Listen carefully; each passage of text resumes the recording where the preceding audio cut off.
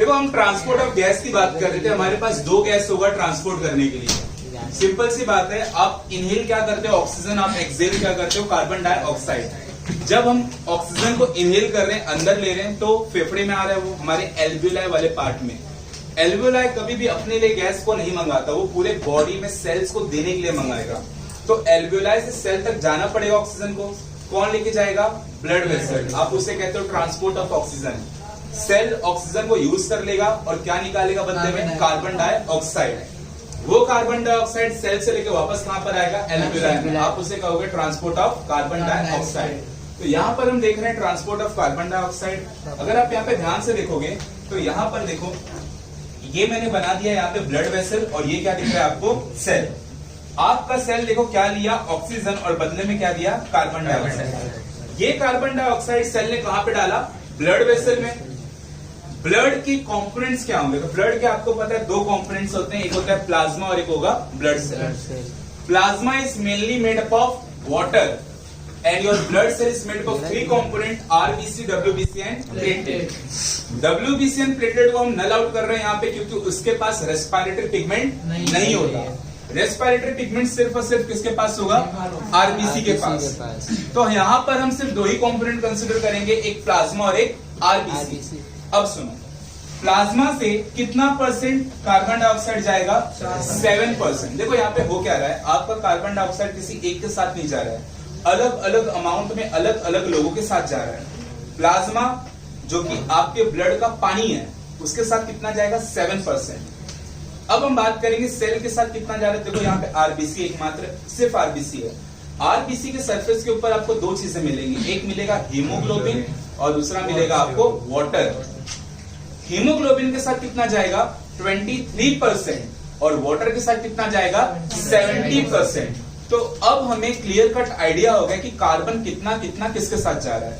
Plasma के साथ 7%, 93% जाएगा आरबीसी के साथ, उसमें 23% होगा विद हीमोग्लोबिन और 70% होगा विद वाटर।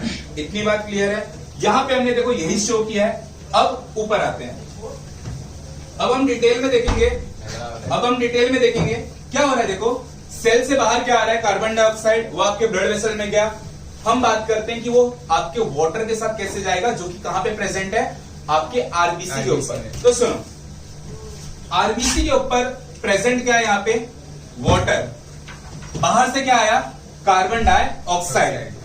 CO2 और H2O जब जुड़ेगा तो क्या बनेगा? H2CO3। इसे आप क्या कहते हो? Bicarbonate ion. इसे क्या कहोगे आप? Bicarbonate ion. तो यहाँ पे बाइकार्बोनेट आयन बना। अच्छा, ये बाइकार्बोनेट आयन बनवा कौन रहा है? तो कार्बोनिक एनहाइड्रेस नाम का एक एंजाइम, ये ऑलरेडी प्रेजेंट होगा हमारे आरबीसी के सरफेस के ऊपर। तो कार्बोनिक एनहाइड्रेस पहले से प्रेजेंट होगा आरबीसी के ऊपर, और ये कैसा होता है? Unstable enzyme. ये एंजाइम क्या करवाएगा? CO2 और H2O को ज्वाइन करवा के क्या बनाएगा? Bicarbonate ion. लेकिन क्योंकि ये एंजाइम अनस्टेबल है, तो जो प्रोडक्ट बनेगा वो भी क्या होगा? अनस्टेबल। तो वो टूट जाएगा। किसमें टूटेगा? किसमें डिसोशिएट होगा? H+ और HCO3-। ये बात समझ आई? तो ऐसे करते करते बार बार HCO3 आयन बहुत ज्यादा हो जाएगा आरबीसी के ऊपर। ये बात समझ आई? तो HCO3 जो बहुत ज्यादा हो गया, वो क्या करेगा? बाहर आने लगेगा। कहां पर बाहर आएगा? प्लाज्मा के अंदर। क्या हो गया? बाहर आ गया प्लाज्मा के अंदर। ये बात समझ आ गई? अगर HCO3 बाहर आएगा तो मतलब नेगेटिव चार्ज बाहर जा रहा है, तो चार्ज का डिसबैलेंस हो गया। अगर नेगेटिव बाहर गया है तो उसको बैलेंस करने के लिए अंदर किसी को आना होगा। तो अंदर बैलेंस करने के लिए कौन आएगा? Chloride ion. और जो बाइकार्बोनेट आयन बाहर गया है, वो किसके साथ ज्वाइंट हो जाएगा? सोडियम और पोटेशियम के साथ। क्या बनाएगा? सोडियम बाइकार्बोनेट और पोटेशियम बाइकार्बोनेट। ये बात समझ आ गई?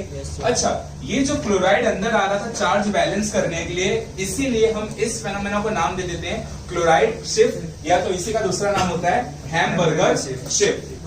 बात समझ आ गई? 70% कार्बन हमारा ऐसे ट्रेवल कर रहा था, बाकी 7% नॉर्मल प्लाज्मा के वाटर से ट्रेवल कर रहा था। वो भी क्या फॉर्म में ट्रेवल कर रहा है? बाइकार्बोनेट आयन की ही फॉर्म में वो भी ट्रेवल कर रहा है। बाकी हीमोग्लोबिन के साथ जब कार्बन जुड़ेगा आपका 23%, तो क्या बनाएगा? Carb amino haemoglobin. ये बात समझ आ गई।